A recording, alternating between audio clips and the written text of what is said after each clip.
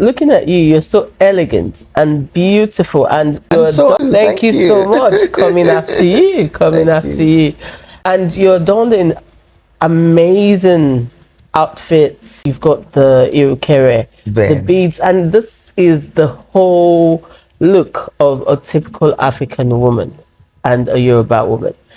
And I feel this is beautiful, viewers. What do you think? Thank you so much. But these days, people might say, oh no, that's not who I am. This isn't nice and this isn't beautiful. But I've known you for years and you've proudly embraced this person that you are in totality and gracefully too.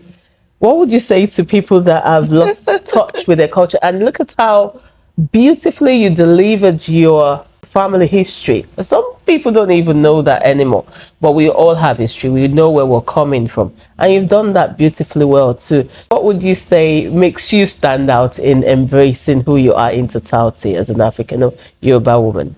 First and foremost, I always say when I go to speak to people or try to encourage people, no one can tell the story of a place or a people except the main actors. You must have sat where they sat, felt their pain, understand their struggles, know their challenges, applaud their little achievements. You must be aware of who they really are. Only then can you be in a position to proudly beat your chest and say, this is who I am. This is what I am. I know who I am. Yes. I know what I must become. That's right. And sadly, because of the disconnect, when I've always dressed a little bit like this since I was very young, because also, even though I had part of my childhood growing up in England with my parents and also in Nigeria, so I was blessed to straddle both cultures. So I'm able to blend the Western culture and my Yoruba culture and bring out the best of both. But when I started even getting older, I got bolder. Excuse and I started me? Excuse me? Older where? I can see anywhere though. I'm talking about when I was like a teenager and my 20s. I would say you're still a teenager. Thank you. I wish. Adult. I wish. But age is age. We just have to step into it gracefully. Definitely. I became bolder and I was very blessed with my parents, particularly my dad, that I would ask numerous questions. The most mundane, the most stupid. He would be wonderfully patient to listen to me and explain things to me in detail. I got to know about culture, tradition, our own belief system, the Yoruba belief system, the ancient scientific belief system of the Yoruba from a very young age. And therefore my dress sense as well was influenced by those things that I got to know, that there's nothing wrong with cowries. They're just shells, part of the natural things that God gave us in the sea. And we know what cowries also means. Back in the olden days, cowries were synonymous to money and wealth. And that's why we have your namesake, with the essence of wealth. Always reside in our homes. Always make our corridors our playground. Never leave us. One, you carry a little bit of shell with you. For me, and it's also your belief.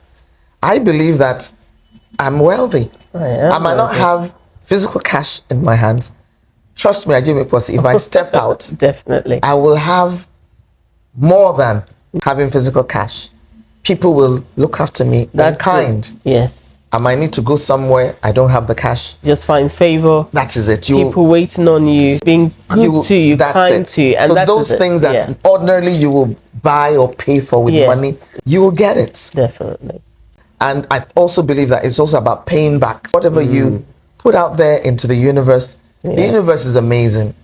It will give you tenfold, 100-fold back, because nature looks at the heart. It looks at the reasoning behind your behavior or behind what you do and what you say.